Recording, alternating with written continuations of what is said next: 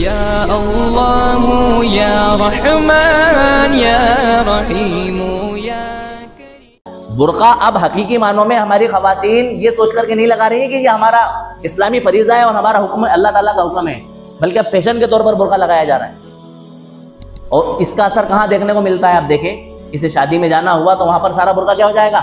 खत्म। चेहरे का पर्दा खत्म, कपड़े अंदर जो पहन रखे हैं तो बुर्का हटेगा तो कपड़े भी क्या हो जाएंगे? नुमाया होंगे। और ये दौर कब से आया? पहले ऐसा नहीं था। 125 साल 150 साल पहले ये दौर नहीं था। कोई मुसलमान औरत जो है ना बगैर पर्दे के, बगैर बुर्के के ऐसे बेहया अंदाज से बाहर नहीं निकला करती थी, बल्कि पर्दे में रहा करती थी। जब अंग्रेज का तसल्लुत हमारे मुल्कों में हुआ और अंग्रेज ने ये चाल चली कि देखो, अगर आप तरक्की करना चाहते हो और मर्द के कदम से कदम मिला करके चलना चाहते हो तो खवातीन को क्या करना पड़ेगा? बाहर निकलना पड़ेगा। उसने ये रोल करके दिखाया, लोगों को बतलाया कि देखो, आप जब तक घरों में रहोगी तरक्की नहीं कर पाओगी, घरों से बाहर आपको निकलना पड़ेगा तरक्की के लिए, पर्दे को छोड़ना पड़ेगा। तो इक्का दुक्का खवातीन जो है ना बेपर्दा होकर के बाहर आई। फिर भी इतना खुला माहौल नहीं था।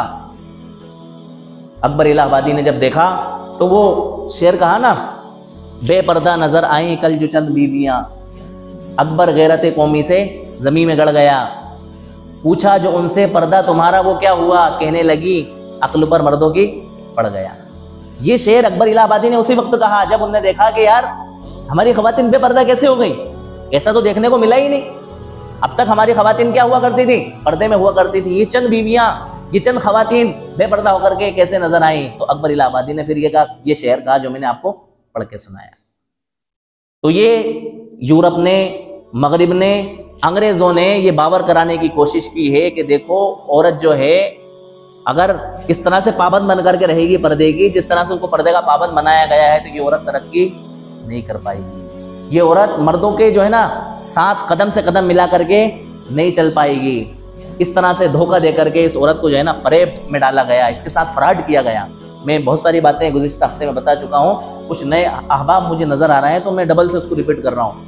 इसको धोखे में डाल करके इसका अच्छे तरीके से इस्तेमाल किया गया है, इसको बेचा गया है, इसके हुस्न को बेचा गया, इसकी नुमाइश को बेचा गया, इसके जेवरात के जरिए इसकी तशहीर की गई, इसके लिबास के जरिए इसकी तशहीर की गई, इसके बालों के जरिए इसकी तशहीर की गई। इसको जो है ना जितना इस्तेमाल किया जाना चाहिए था उतना अच्छे तरीके से इसका क्या किया गया? इस्तेमाल किया गया। देखो, आप कदम कदम पर औरत मौजूद है।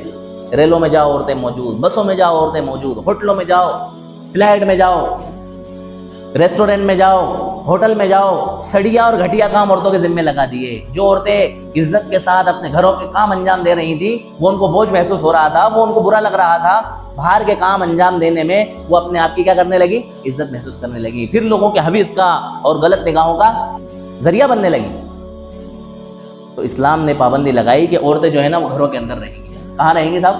घरों के अंदर, और घरों के काम अंजाम देंगी। ये दो अलग अलग सिनफे हैं। अल्लाह ताला ने निज़ाम दोनों का अलग बनाया, दोनों की बनावट अलग, दोनों की साख्त अलग, दोनों का बोलचाल अलग, दोनों की आवाज अलग, दोनों का रहन सहन अलग, दोनों के हाथ पैरों की जो है कंडीशन अलग। भाई मर्द के हाथ मोटे, औरत के हाथ पतले हैं। मर्द की हाइट बनिस्बत औरत की ऊंची होती है, औरत की कम होती है।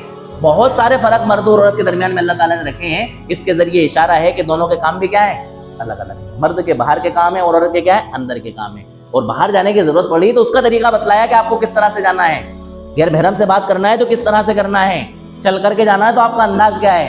मैंने बतलाया ना कि इस अंदाज में औरतें अपने पैर जमीन पर न पटखें कि उनके जो जेवरात हैं उन जेवरात की आवाज क्या हो जाए? दूसरे लोगों को महसूस हो जाए कि भाई इनने पायजेब पहनी हुई है बहुत महंगी वाली और घुंघरू इसके अंदर क्या है? डले हुए हैं। फरमाया कि ऐसा जेवर जो कि आवाज करने वाला हो औरत के लिए पहनना जायज नहीं है। हजरत आयशा रजी अल्लाह तआला अन्हा के पास एक लड़की इस तरह की आई जिसने ऐसा बजने वाला जेवर पहन रखा था। आपने फरमाया कि ये उस वक्त तक नहीं आ सकती जब तक कि ये अपना जेवर काट करके ना फेंक दे जो इसने पहन रखा है।